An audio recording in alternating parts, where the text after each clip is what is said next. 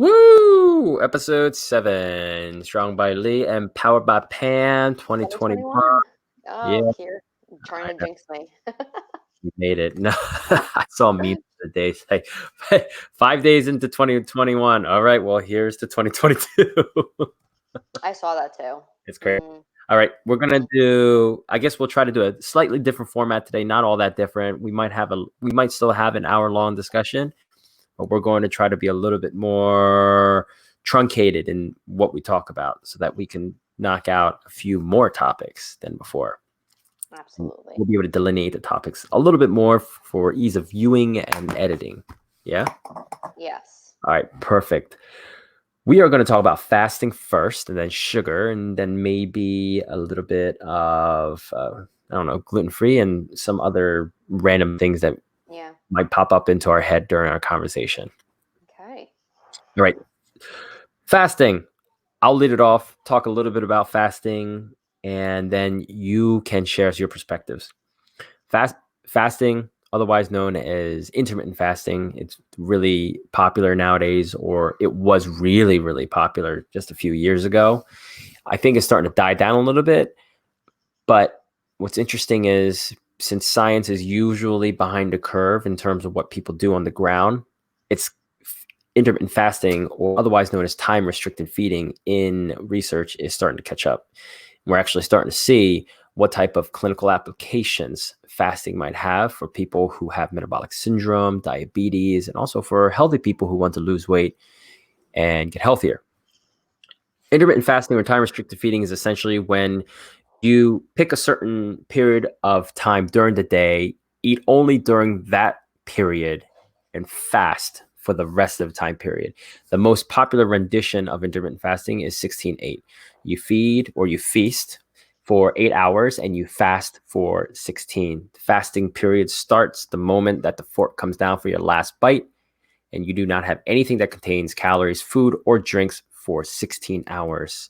For the sake of simplicity, if somebody was to eat their last bite, put their fork, spoon, knife down at 8 p.m., they would not be eating or drinking anything that contains calories until noon the next day. Water, seltzer, coffee, tea are fine during that fasting period. This is called time restricted feeding. Research has been seeing that when they look at rodent models, time restricted feeding is very beneficial, even when they compare rodents who can eat however much they want within that 8-hour period versus rodents who can eat however much they want throughout the day with calories controlled for both groups. Mm-hmm. Even though calories are controlled for both groups, the rodents that are on time restricted feeding see better health results, Yeah. which is really interesting. Now, Pam is going to share her perspective, her experience, and recommendations for people who might be in a similar situation as her, depending on what goals they have. All right, go ahead and shoot. All right. So we'll start with my own experience. I have been fasting for about 3.5 years now, where I do the 16-8. And I started it with you. And the reason why I started out doing the fasting was because I was waking up super early for work around 5 a.m. and I would eat my breakfast around like 7:30 before my students would come in. And then I would be starving around 10:30, because back then I was eating more frequently throughout the day, but smaller meals. So you and I started the process of fasting. And I think that my last meal would be around 7 o'clock at night, 6:37. And my first meal would be around 10:30, and over time, I would increase that fasting time until I worked myself up to 16 versus 8. I'm going to be honest. I think that a lot of people feel like fasting is a magic pill for weight loss, when fasting is merely a tool that you can use to assist you in losing weight. It is not the end all be all. It is not the thing that you need to be doing. And matter of factly, I wouldn't recommend a client doing it unless I felt that it fit their schedule and it fit into their goals. The reason why I have continued to do it is because I'm a morning person and I wake up earlier but I get a majority of my day done in that morning before noon or around noon.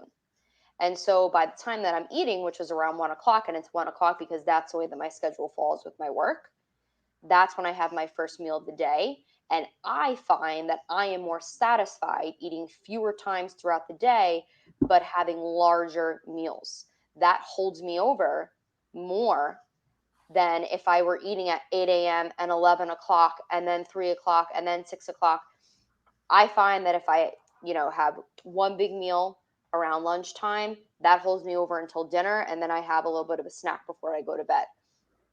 That works for me. However, again, it's not something that I would necessarily say to someone, this is what you need to do to lose weight, because people have this misconception that if they're fasting, that they could eat whatever they want during that time frame, when the reality is, if I'm in a calorie deficit of 1600 calories a day and I'm fasting and I'm only eating for those 8 hours a day, and the rest of the time it's 16 hours that I'm not eating, and I consume 1600 calories, I'm in a calorie deficit. The same thing goes for if I eat at 8 a.m. until 9 o'clock at night and I eat 1600 calories, I'm still in a calorie deficit. So the result will probably be similar, just like if you are consuming 2,500 calories in that 8-hour window frame and you're quote unquote fasting, you're not going to see the results that you want. So I think that people need to know that. The other thing that I want to talk about is, very ironically, when you and I had decided that this is the topic we were going to be talking about, is precision nutrition, which is the course that you and I had taken to get our nutrition coach certification. They had posted an article about fasting in men and women and the effects that it had. And they weren't really necessarily on either side, kind of like me, just, not necessarily on one side, but they were talking about how they found that men have an easier time fasting than women do, because what they are finding is that women have more of a tendency that when they fast, that their mood changes, their ovulation changes, and it might even cause a dip in their metabolism. So what the takeaway was from that, and what my takeaway is from fasting as a whole, is, does it work for me? Yes. Will it work for everyone? No. So my advice is, do what works best for you. And if you are starting out fasting just like I did, take it slow. Don't do a full 16-8. And there's some other really crazy ones out there, like the 24-hour fast and the 5-2 fast. Start really slow and work your way towards achieving that 16-8 hours, where you're fasting for 16 hours and you're eating in that 8-hour time frame. And of course, make sure that you are in a calorie deficit, that you are burning more than what you are eating. That's what I got to say. I think that's really good. I'm glad to hear intermittent fasting has been working well for you. Yeah. You had some fair balancing act between the pros and the cons of intermittent fasting. One distinction people should really take heed, you mentioned it, is that intermittent fasting is a tool. It is not a diet, because you can eat the same foods and the same amount of foods. You're just changing when you eat them. If you are typically going to eat eggs for breakfast, pistachios for a snack, salmon salad for lunch, steak for dinner, you normally would eat 5-6 meals on a typical fitness and health meal plan. If you go into intermittent fasting, you might combine the eggs and the pistachios into one meal, the salmon salad, and whatever snack is afterwards, and or combine that with the steak dinner. You're essentially still eating the same amount, the same foods. You're just changing when you eat them. And I think that leads into the next part, which is really important. Intermittent fasting is not a magic pill for weight loss. It's been found to be effective for weight loss because it gives you structure. if somebody tells you, hey, you can only eat during this time period, naturally people are going to try to stay within that time period. If somebody says eat 5 to 6 meals per day, they're going to try to eat 5 to 6 meals per day. If somebody says eat within 8 hours, because of the nature of the meal sizes, people may not be able to eat the same amount of calories in 8 hours as they would in 12, 14 hours. It's almost a self-limiting mechanism the way I see it, which is Hmm. why it's really good for weight loss, because it takes a little bit more of the, it gives you more structure Yeah. and it gives you less opportunities to feed. Your comment on the hormones is really interesting because there seems to be research in that women tend to be more sensitive to uh, ghrelin and leptin Yes. fluctuations. Yep. And I think that explains why it has an impact on the hormones, because ghrelin and leptin, they're hunger hormones. Hmm. If you intermittent fast, levels of ghrelin will change, and that's going to change your hunger. But for some reason, women tend to get hungrier more frequently. But also, the research done on women were primarily done on women who were fasting during Ramadan, because intermittent fasting, although it's been around for a long time, Ramadan is a religious holiday that lasts 3 to 4 weeks in the Muslim culture. It hasn't really been studied in relations to health and fitness. So for now, they're looking at how intermittent fasting affects women in Ramadan. Ramadan is a lot more intense than just fitness intermittent fasting, right? Because you're not eating from sun up to sundown. Usually Ramadan is done in late spring and early summer. Those are some long days. Yeah. And I don't even think during Ramadan you're supposed to drink water. Mm. So it's a lot more intense than the typical intermittent fasting. Most likely, which is why intermittent fasting didn't really negatively impact you nearly as much, despite Yeah. you having a very mentally and physically demanding job and you working out. Yeah. And, listen, I fast right now and I've been doing it for several years, but I also want to make it clear that I'm not tied down to it. And if there's ever a day where it does not fit my schedule and it doesn't fit my lifestyle, I have absolutely no problem switching to something else. Um, and I think that people need to know that you don't have to start doing it and then you need to stick to it for the rest of your life. If one day I wake up and I'm like, you know what, I want to have breakfast and it's 10 a.m., I'm going to have breakfast and it's 10 a.m. And it doesn't mean that I failed, or it just means that I didn't feel like doing it that day. But I would say that I'm like 99% consistent with doing the fasting, and it has fit my schedule with the way that my schedule is with teaching. But in 5, 6 years from now, it might not. Um, so it's something that like you take with a grain of salt almost. Something that you can certainly try out, something that you can certainly do, and it could be successful. But we've talked about the pros and cons of it, and so it's just what fits your lifestyle and your goals best.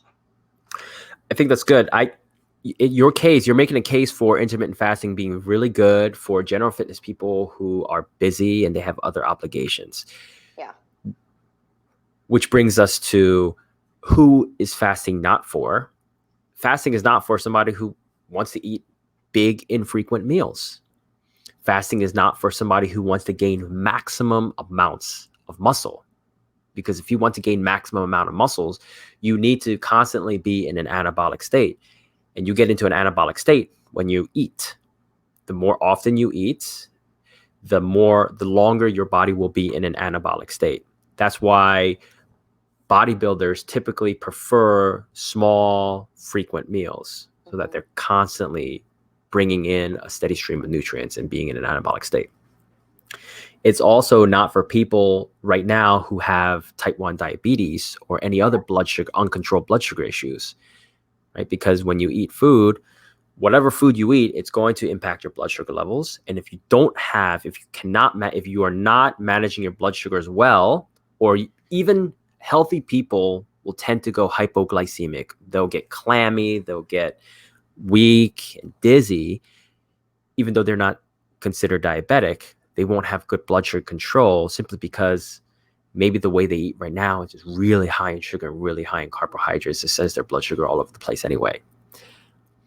And it's also not for people who are extremely active, athletes who constantly, again, like bodybuilders, need a constant Yeah. stream of nutrients. They might not be going for maximum muscle, but they might be going for maximum performance. And performance and muscle, you need a constant stream of nutrients, protein, fats, and carbohydrates.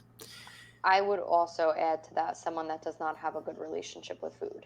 Yes. You have a bad relationship with food, fasting could lead to binging, essentially. That's essentially what fasting is. Yeah. So that's essentially what intermittent fasting is. It's just a controlled binge, right, with healthy foods. So you make a good point. You have to know what you're eating and how much you're eating. Because if you just willy-nilly intermittent fast thinking, like you said, that it's a magic pill or a bullet, it's most likely not going to work. And it's really good. And it's really good that you experiment with intermittent fasting and you've done the small frequent meals, because you can speak to people who want to do these things. Yeah. You have experience. You've seen results doing both, and you have a preferred method. But at the same time, you're not married to any particular dogma. Absolutely. That's awesome. Cool, cool. All right. Well, let's go ahead. If anyone has any questions for Pam about intermittent fasting, make sure you hit her up on her email, pt61889@gmail.com. Pam knows a lot about intermittent fasting. We're just not going to talk about all of it right now because that would take up everything. Oh, all the time. Exactly. Pam is like a B52. That's not your measurements. That's because you're dropping knowledge bombs, baby. 52 of them, like the number of weeks in a year. All right, David. Next topic. All right. We're at 17 minutes. Next, we're going to talk about sugar. Oh, man. I made a YouTube. It wasn't really a video. It was more of an audio recording that I turned into a YouTube video about sugar. Is sugar a problem? I think I've rambled on for like 17 minutes. Sugar is definitely one of the hot button topics. It has a big target. Right? In the beginning, it was fat. Or in the 60s and the 70s and the 80s, it was fat. Now it's sugar. And the whole time, protein has always been under scrutiny, just not as much. But sugar is the big one nowadays, especially now that the ketogenic diet is in vogue.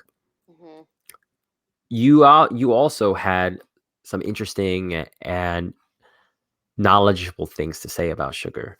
Yeah. So let's go ahead and get started off with sugar. So I have started to have this issue where people say blank is bad for you because, I kind of want to get away from this notion that something is bad for you, right? People say sugar is bad for you. Too much of anything is bad for you. So it's not necessarily that it's sugar that's bad for you. It's too many calories are bad for you. And too many calories, chances are you're consuming too much sugar. Just like you're probably consuming too many carbs, too much protein, too much fat. So what I had said to you before, I'm going to refer to my notes because I was talking into the text and I was rambling and I was like, this is exactly what I want to talk about. And you were working out at the same time. You're working out and I'm and working out at the same time. Just because you have sugar in your diet doesn't mean that it's bad. And I had said to you that, the recommended amount of sugar per day for women was about 100 calories or 26 grams. And for men, 150 calories and 36 grams. And it's not that sugar is bad, and it's not that you shouldn't have sugar. It's just that too much of anything is going to be bad for you. And hold on. While you're doing that, let's be clear to people. When we're talking about sugar, we're talking about obviously dietary sugar, what you eat, but most importantly, we're talking about added sugar, table sugar, fructose, high fructose corn syrup, glucose, maltose. All of these sugars, you look at the ingredient label, cane sugar, that manufacturers and food producers add to increase the sweetness of the food above its natural levels. We may be talking about the sugars found in fruits, in potatoes, in quinoa, and vegetables, but research is pretty unequivocal about those types of sugars. they're good for you, and there's almost no limit to how much you can eat. I have never met a person who became heavy, obese, overweight, or large eating healthy. Hmm. Never, Yeah. right? So kind of to go off of that, that people will say, I don't eat fruit because it has sugar in it. Mm. Who has ever gotten fat from eating watermelon? And this is actually something, and I'm going to reference Jordan Syatt again, but he actually talks about that there was a time in his life when he was younger that he was eating grapes, and someone said to him, grapes make you fat because they have sugar in them. And he said that he spit them out and he didn't eat fruit from that point on for years. And so it's kind of like, how ridiculous does it sound if you're saying sugar is bad for you? That must mean that fruit is bad for me because fruit has sugar and sugar is bad. Get away from good and bad and start thinking about your diet as a whole, like you were saying. If you're eating quinoa, if you're eating fruit, if you're eating oatmeal, if you're eating lean proteins and whole foods that are minimally processed, yes, maybe these foods have some sort of sugar in them, but it doesn't mean that these foods are bad for you. It just means that they have natural sugar in them.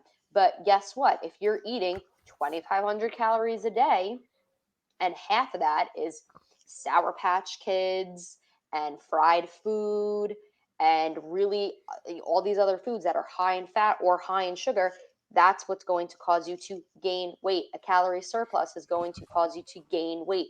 Consuming sugar in moderate, healthy amounts is not going to cause you to gain weight. I will also say this too. When you were talking about Jordan Syatt, one of my very first clients, he also turned out to be a good friend of mine. He experimented with what's called the fruitarian diet, or the Mm-hmm. fruitarian structure, where all you eat is fruit. Essentially, basically, all you eat is fruit, and he lost weight Oh, despite eating yeah. only fruit. That right there, when I first met him and he told me that completely debunked this idea. I mean, you see anecdotal evidence. You see healthy civilizations and societies eating fruits and vegetables and carbohydrate sources. They're not fat, right? Why are Western cultures so heavy? And of course, this is a debate that's really hot. Sugar, is it sugar? I will also caveat this with some researchers, and this is, I think, the impetus for the soda tax that they passed in various states and cities, and that they tried to pass in New York City. They believe that sugar sweetened beverages make people heavy, make people gain weight. And while I think there is an aspect that might be true, because one 12-ounce can of Coca-Cola has 40 grams of sugar. It's just pure sugar, high fructose corn syrup. If you live in South Korea, it's actually sugar. They actually use sugar in other countries. In the US, they use high fructose corn syrup I'm because, not surprised by that. yeah, because freaking corn is a subsidized crop in the US. Anyways, 160 calories of straight sugar. Now, research shows if the average, and they've done studies that lasted anywhere between 6 months to 2 years with kids, with adults, with elderly population, and they've been able to identify that if you drink two 16, I think it's like 16 ounces of sugar sweetened beverages per day for 6 months, for 6 months, you can start inducing what's called metabolic syndrome, which is when you have high triglycerides, irregular blood sugar, increasing waistline, right? Unfortunately, they can't isolate that because no one is just going to drink sugar sweetened beverages all day. Hmm. To your point, when you said, you can eat gummy bears and you can gain weight, I would also add most people who eat gummy bears and they don't watch their diet, they're eating other foods that do tend to Yeah. pack on the pounds on the waistline, Yeah. namely foods that are not only high in added sugars, but also foods that are high in salt and fat, Yep. right?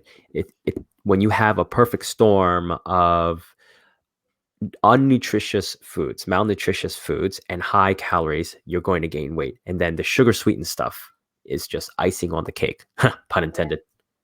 To go off of what you were saying about your client that just ate fruit, something else that Jordan Syatt did in the past was he did the Big Mac challenge. And what he did for, it was like a month or a month and a half, he ate a Big Mac every single day. I think it was. He ate a Big Mac every single day. He put everything else on hold. And what he did was he debunked this myth that if you eat a Big Mac every single day, that you were going to gain weight. He actually lost weight. And the Mhm. reason for that is because he was in a calorie deficit.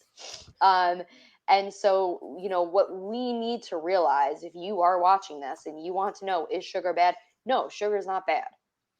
Eating too much of something is going to lead to weight gain. Chances are that those things, right? It's not just one thing, it's a collection of things that has too much fat or too much sugar in them. And if you're doing it over the course of a period of time, yes, you will gain weight. We should also specify too, because what you and I are kind of referring to right now is when it comes to losing weight, sugar in and of itself is not bad. Like the way Jordan Syatt said, he had the Big Mac challenge. He was able to lose weight on the Big Mac challenge. My friend who was a fruitarian, he was able to lose weight just eating fruit, just only sugar. And one of my earlier clients, he loved Chipotle. When he first came to see me, he thought Chipotle wasn't healthy. I don't know where people thought Chipotle wasn't healthy. If they ever went to Chipotle and looked at the food, it is all natural food. They cook the Yeah, chicken from raw to grill. They have lettuce. They have sour cream, which is one ingredient. It's milk. They have cheese, which is a couple of ingredients. They have guacamole, corn. These are yeah, all whole foods. I yeah. don't know where people got this idea that Chipotle was unhealthy. He ate Chipotle 3 times per week. 3 times per day. He had a salad for lunch and breakfast. Hmm. Breakfast. And then he had a rice bowl at night. And in 6 months, he was able to lose 25 pounds. You can lose, again, like you said, when it comes to losing weight, it doesn't really matter what you eat. The most important factor is how much you eat. Hmm. Going a little bit further, if we want to look at how do certain foods impact our health? And I think that is where, okay, let's look at the source of the sugar. Does that impact our health differently? And I think yes, because while fructose is found in a strawberry, high fructose corn syrup found in a soda will have a very different effect on Yes. your body. The same way omega 3 fatty acids found in salmon will have a very different effect on you versus the peanut oil that Five Guys uses to make their burgers. They're gonna, even though they're the same thing, sugars, fats, they have different effects on your body. Yeah. Yep. So point blank, eat the fruit, guys. Eat the Eat the fruit, and fruit if and you want eat the foods that you enjoy in moderation. That's yep. really what it comes down to. And listen, I was the same way. I actually specifically remember a time where I felt guilty for eating an apple Hmm. because I was like, "Oh, it has sugar in it," and a sweet potato, "Oh, it has sugar in it." No, just learn how to eat your favorite foods in moderation and eat the fruit. You should be eating fruit on a daily basis because Yep. it's good for Yep. you. It has a lot of Yep. vitamins and minerals and benefits. The fruits are good. And like you said, if you want to be more mindful and aware of how much added sugar you do eat, if you're a female, 100 calories or about 25 grams. If you're a male, 150 calories or about 35, 36 grams. If you're the type of person you're like, hey, you know what? They make some good points. I want to see how much added sugar is actually in my diet. And you're going to look at processed foods. You're going to look at how much sugar you're adding into things. And obviously, you're going to look at sugar sweetened beverages and cakes and cookies. Yep. Perfect. All right. Okay, nice. So that was our sugar talk. Okay, next one. Was that okay? You thought it was okay? Yeah. Yeah. Is there anything else you want to talk about in terms of sugar? No. And we'll talk about sugar all day. We'll probably talk about sugar and different things about sugar because there's no way we can cover everything about Yeah. sugar in 15 minutes, right? Okay. There's one other thing I want to talk about, and that is the role as a personal trainer. This is one of the big things I debate with other personal trainers. there tends to be a certain type of person who becomes a trainer, health coach, fitness coach. And it's generally the person who believes that if you work hard enough, you'll be able to get fit. In other words, our job is to help our clients gain control of their behaviors, take responsibility, improve self accountability, whatever. You know me, my background, I grew up in abject poverty. And if it wasn't for a couple of miraculous encounters my mother had, I probably either end up dead or in jail. So when I see Facebook posts or articles from other personal trainers and they're talking about fitness as mindset, you have to want to be successful. You have to want to do this. You have to want to do that. There's no such thing as luck. I also look at the relationship between luck and opportunities and identity and environments. We've talked about this in the past in one of our early episodes about how someone who takes on the identity of a fit person and changes their environment in a way that would support their health and fitness goals are going to have the highest chances of success. If you keep telling yourself day in and day out, I am a fit person. I am a fit person. I'm going to go to the gym like a fit person. You're faking it till you make it. Chances are higher that you will be successful than somebody who just wakes up in the morning and goes about their day by the seat of their pants. If somebody structures their house in a way to be more conducive to health and fitness, they're keeping the junk food out of the pantry. They have whole foods in their fridge, whole foods in the fridge. They go to the gym first thing in the morning or as soon as they finish with work. Their chances of succeeding are going to be much higher than somebody who doesn't do those things. Mhm. But then I want to look at the relationship between, well, if identity and environment can help us become successful as adults, what does our identity and environment as children, what kind of effect does that have on us as children? And does luck have anything to do with whether or not we're successful as adults in health and fitness? I and you're just one example amongst many I've spoken to about how I can see, not you, because you're really good. You're very headstrong. You're the type of person, if you put your mind to something, you're going to get it done. Yeah. But I've met many people who I can totally see, I could totally predict how they behaved as adults. They behaved the same way when they were 8 or 9 years old. Hmm. Right? Many of us make decisions emotionally. We don't think things through. And if we do make a bad decision, we'll feel guilty like a child. We'll shame ourselves or we'll shame other people like children.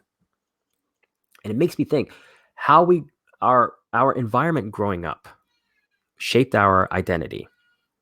And thus our identity follows us into adulthood. And those are really bad habits to break. And identity is one of the big things James Clear talks about in his book Atomic Habits, about how if you have an identity, if your particular identity will drive your behaviors. So then, where does our identity come from? Our environment. And where does our environment come from? Luck, our genetics, who we're born to, where we're born, when we're born. And the reason I'm talking about this now is I just needed to I want to get this off my chest because I got into a couple of debates the other day with other personal trainers Hmm. who one personal trainer, he talked about poverty. He talked about how, well, if somebody is in poverty and they don't want to be in poverty anymore, well, they have to make the decision to get out of poverty. And I'm like, do you know anyone who has gotten out of abject poverty on their own? All these rags to riches stories, do any of them, any single one of them, did they do it on their own? Or did they do it with help? Or they just got really lucky by meeting the right person at the right time? And if if we translate that into health, I know I'm rambling. If we translate that into health and fitness, the behaviors we make towards our health and fitness, there is a bigger component of luck to it than I originally thought. Hmm. All right, I'm done.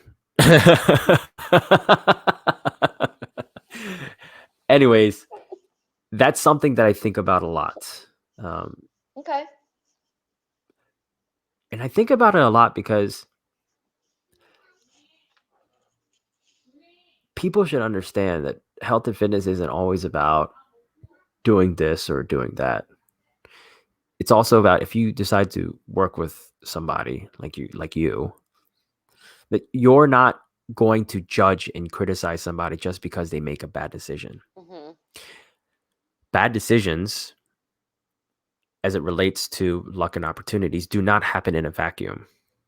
Every decision we make, everything we say, everything we talk about could probably be linked to our past or a preceding behavior. Yeah. And then the decisions that we make in the future are being determined by the decisions that we make now. Hmm. And the decisions that we make now are being determined by our current environment, Yeah. who we surround ourselves with, what we fill our minds with. So if somebody grows up in abject poverty, that's all they know growing up. They know drugs, they know crime, they know poor, they go to bed hungry. They don't know if they're going to be able to ever get out of the current situation. Maybe their mother is addicted to drugs, maybe their father is in jail. How does and then how can one see their way out of that Hmm. if they don't have a helping hand? Yeah. And it's like fitness.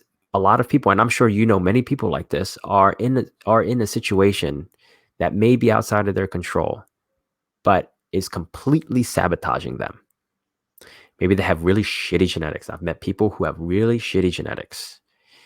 They still see results from fitness, but it takes a really long time and they have to work really hard at it to the point where they're thinking to themselves, is this worth it? Hmm.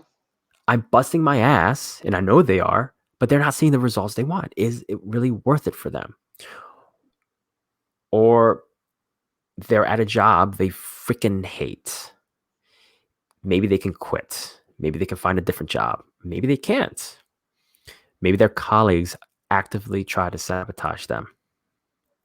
So all these different external factors, I don't think are necessarily a product of somebody's decisions. And they have to be factored in to how successful somebody is going to be.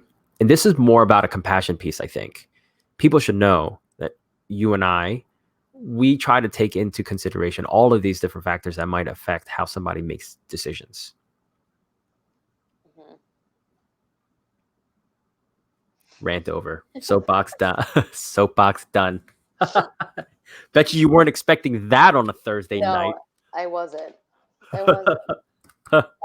That came out of left field there, but Came out of left field. That's okay because you are the Golden Glove girl. You're ready for any ball that comes your way. yeah, exactly. Got to be prepared for anything. Exactly. All right. So, what else should we talk about, Miss Pam Pam? What's on Uh, your mind? Gluten, because I know we Gluten. talked Yeah, about. let's talk a little bit about gluten. Let's talk about gluten for a couple of minutes. So, gluten. Whoa! As a registered dietitian, talking about gluten is probably one of the more common things from what were was probably one of the more common things for me a couple of years ago. Yeah. Nowadays, though, I think the research is pretty clear on gluten. Hmm. If you don't have a gluten sensitivity, which many people don't, or if you don't have celiac disease, Crohn's disease, or ulcerative colitis, which are forms of inflammatory bowel diseases, there's probably no reason why you should avoid gluten. The thing with gluten, it is a protein found in wheat products, wheat cousins like amaranth and wheat. Oatmeal, Oh, oats. Oats are naturally gluten-free, but the problem is many companies that process oats typically either use the same equipment or the Yeah, equipment that yeah, process the oats because is in they have gluten-free oats. yeah. They want to make sure that those oats are not being cross-contaminated with anything else. Yeah, Because some oats, like Quaker oats, they might have they might have microscopic amounts of gluten, which somebody who has celiac disease will be sensitive to. yeah, The gluten is a protein found in wheat products that tend to have a more difficult time getting broken down in the body. It tends to gelatinize and it doesn't cross the intestinal barrier as easily. It takes a longer time to get broken down and it creates what's called a residue in your intestine. A residue is one of those things that um, is one of those things that get left behind after food processing and absorption and usually sticks around in your large intestine. Gluten tends to be one of those things that creates residue. What's interesting, check this out, all wheat products have more gluten than processed wheat products. When I was a dietitian, a clinical dietitian in a hospital, one of the first things that people would eventually graduate to when they can start chewing is white bread after a GI surgery. Let's say they had gastric bypass, white bread would probably be one of the first things that they can start chewing because it's very easy. It's highly processed, but it gives energy. It's very easy to digest. And despite it being a wheat product, it leaves very little residue yeah, because all that processing breaks down the gluten. Gluten has no redeeming values or qualities. It's not like you need to seek out gluten, but if you're a generally healthy person, there's really no reason for you to avoid it unless again, you have a GI issue, IBD, inflammatory bowel disease, maybe even IBS, right? Irritable bowel syndrome, which is a collection of symptoms. You don't really need to avoid gluten. yeah. What do you think? What's your experience with gluten, Pam? Yeah, so I did cut gluten out of my diet years ago, and be, because there was this period of time where people were saying, "Oh, if you cut gluten out of your diet, that you'll lose weight." So I had it instilled in me that if I cut gluten out of my diet, that I would lose weight, and it didn't happen. And then the that I'm just gonna say when I did isogenics when I was 24, 25, when I did isogenics when I was like 25, that was a program that I had did that kickstarted my really, sick, twisted, restrict, binge type of lifestyle. One of their major things is no gluten. So after I did isogenics, I had it in my head that I could not eat gluten. I could not eat gluten, and this continued for years. Now, again, since I was in a restricted binge lifestyle, I would have these restrictive weeks slash months where no, I wouldn't consume any gluten. That was the same for dairy as well. Then, when I would have my binge episodes, I was consuming pizza, which has gluten and dairy in it, and all sorts of other foods that had gluten in it. And I would become extremely bloated to the point where I was telling you that like I was in pain. Um, and like if you touched my body, I would literally be in pain and swollen because of the intolerance that I was experiencing, not only from cutting these foods out of my diet, but because I was binging.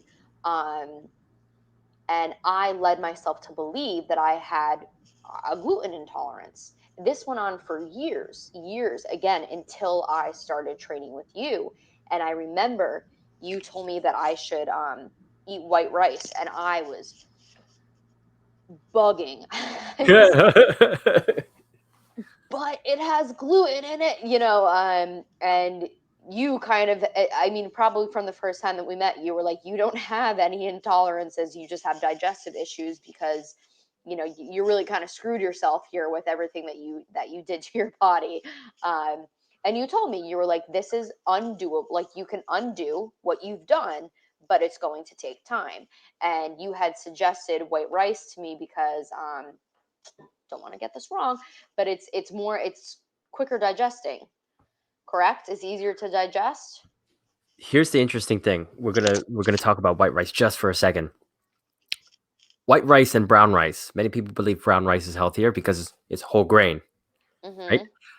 When it comes to how it actually affects your body, though, there tends to be no difference in terms of how it affects your blood sugar, which is Mm-hmm. probably the most important parameter you want to look at when it comes to eating carbohydrate foods. It has there are almost no differences. One serving of brown rice might have an extra 1 gram of fiber, and it might have, I don't know, like 20% more of manganese or something like that. Yeah, but it's like insignificant. It's so Yeah. insignificant because you can make up those vitamins and minerals from Mhm. other sources. But you're right. White rice, kind of how I was alluding to how white bread doesn't leave hardly any residue. White rice is very efficiently burned by the body, does not leave residue, and whatever energy you get from white rice, your body can harvest almost all of it. So it's Yeah. extremely good for people who need carbohydrate energy, and also for people who have who have, like you, digestive volume intolerances. You could not tolerate high amounts of Yeah. food, but white rice, go ahead. Yeah. When I one of the ways that I started to introduce gluten back into my diet was by having white rice. And from there, the reason why I brought up oatmeal before is because, again, like you see gluten free a lot, but because I wouldn't eat oatmeal for a really long time, and oatmeal is now one of my favorite things to eat. I love eating it. But, no longer gluten free in any way, no longer dairy free either. I eat everything. But just as you said at the beginning, the only time that I would ever suggest someone become gluten free is if they are noticing that gluten specifically is affecting their digestive system, and that they're having issues Hmm. um, with gluten. But other than that, I would not suggest it, especially for weight loss too, because the reality is that there's so many products that are out there that are quote unquote gluten free that are comprised of sugar, right?